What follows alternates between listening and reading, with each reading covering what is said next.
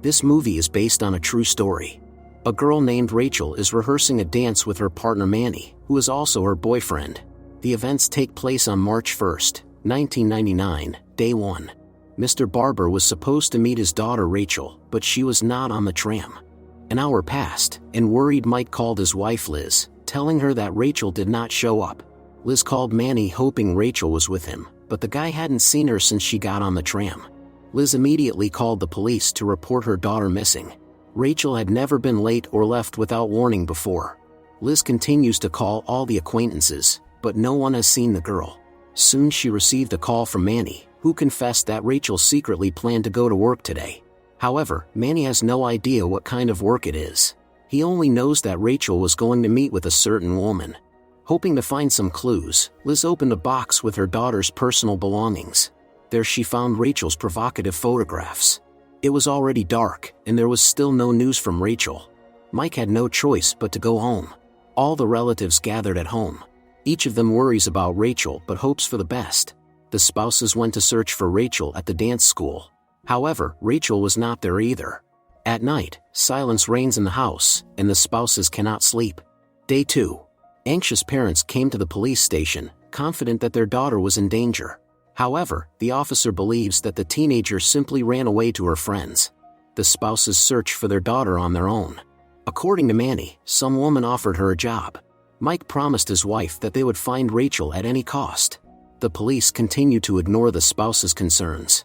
Rachel left only recently, so the officer is convinced that they have nothing to worry about. The spouses finally met with a detective who advised them to calm down and go home. Realizing that the police wouldn't help them, Liz and Mike were desperate. Relatives support them. In the evening, Mike had a panic attack. He is most afraid that Rachel is no longer alive. Day 3. Liz feels like she senses her daughter's presence. She realized that Rachel is no longer alive and passed out. The events take us back to 1995. Caroline, who suffers from low self-esteem and bullying at school, works as a nanny for the Barber family. While Caroline is writing a letter to her father, whom she misses very much, Rachel rehearses her dance. Caroline falls asleep and is soon awoken by the sound of a motorcycle engine. Looking out the window, the girl starts crying. Later, she overhears her mother Gail complaining about her life to Liz. According to Gail, her husband left her because of their abnormal daughter. He came by tonight to take his motorcycle. Caroline screams at the mother that she hates her. She wants to live with her father, but it's impossible. Caroline runs to her room, and in a hysterical state, writes another letter to her father, which she will never send. Caroline thinks of herself as fat, ugly, and unwanted. Gail doesn't know how to deal with her depressed daughter. In the meantime, Caroline burns the letter right in the house, watching as her mother leaves with Liz, whose family lives next door. Caroline envies beautiful Rachel, who attends a dance school. 4 years have passed. Caroline is walking with her colleague Janice. The wedding of Caroline's father, who has found a new woman, is soon to take place. For his daughter, it's a joyless event. Caroline still hasn't recovered from her depression. No doctor can help her. She doesn't understand how her colleague Irene manages to build a successful career as an office manager and take care of her family. More than anything else in the world, Caroline wants the father to love her. The girl often immerses herself in fantasies, dreaming that she can change and show everyone that she's no worse than they are. At work, Caroline had another bout of illness. Irene took her to the apartment where the girl lives alone, and then helps her take off the coat. The apartment is a mess because Caroline stopped caring a long time ago. Irene called the girl's father, David Reed, asking him to come over. David thanked Irene for her help. When the woman left, he began to blame his daughter for not keeping the house clean and for neglecting her appearance. Caroline complains about being exhausted, but in the father's opinion, all her problems come from idleness. Leaving the daughter's apartment, David immediately called his bride and suggested they meet in 10 minutes. Caroline gathered all the information she could about Rachel, whom she considers perfect.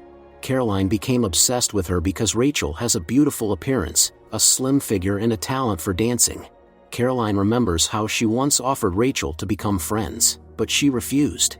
Now Caroline is rehearsing her upcoming conversation with Rachel.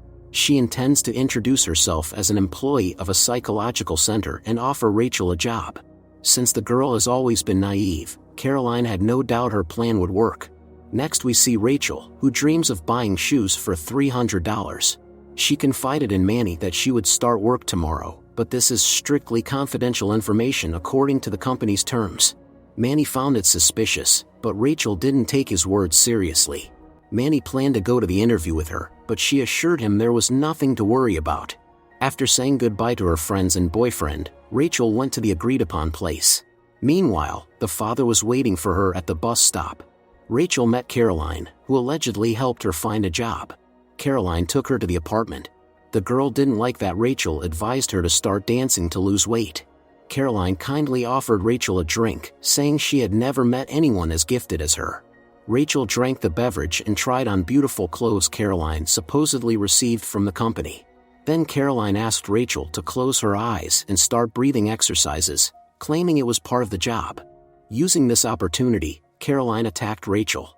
In the last moments of her life, the girl thought about Manny and remembered how she danced. Soon Rachel stopped breathing.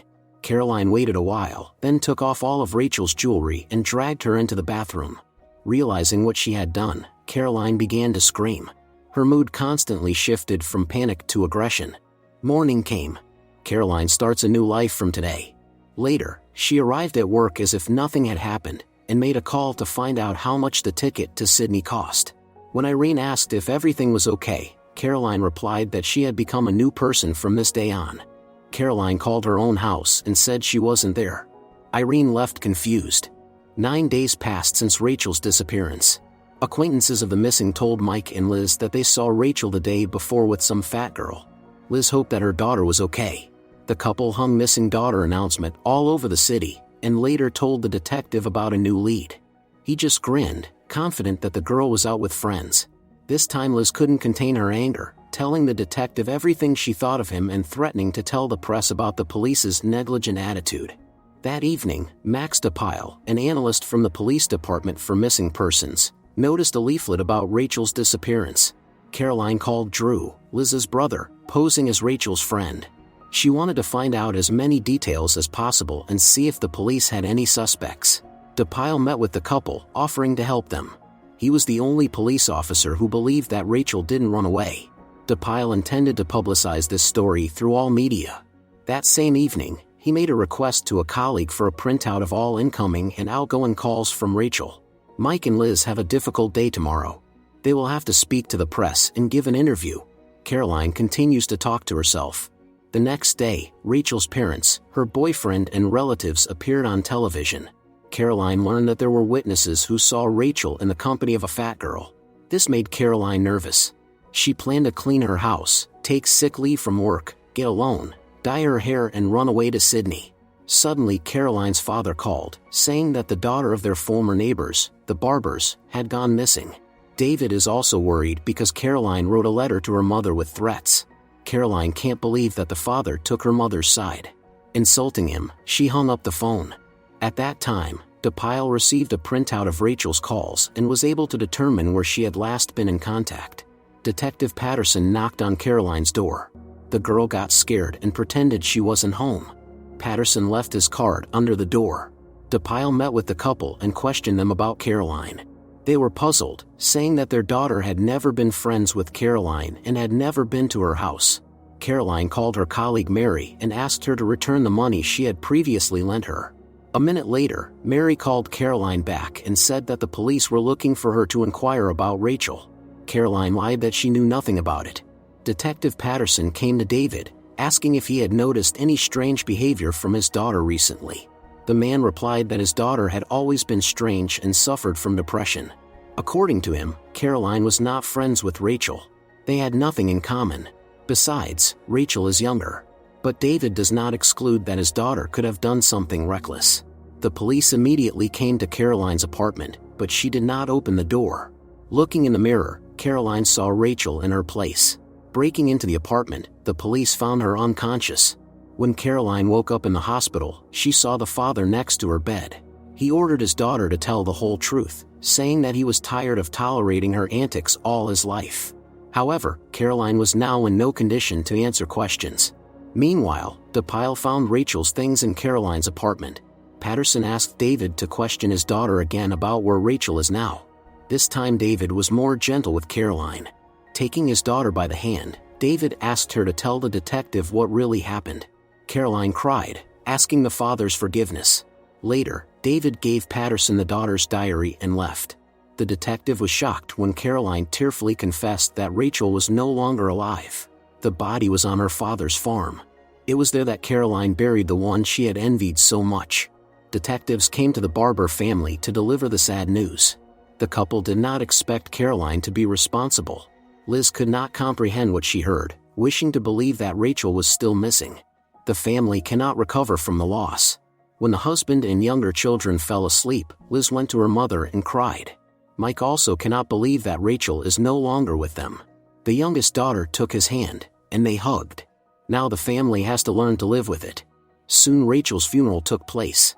Manny, who lost his beloved, weeps over her coffin. The detectives were also present at the funeral. The family, relatives, and friends said goodbye to Rachel, seeing her off to her last journey. Meanwhile, Caroline awaits trial, continuing to keep the diary. Next, we are told about the real heroes of this story. Caroline was found guilty and sentenced to 20 years in prison.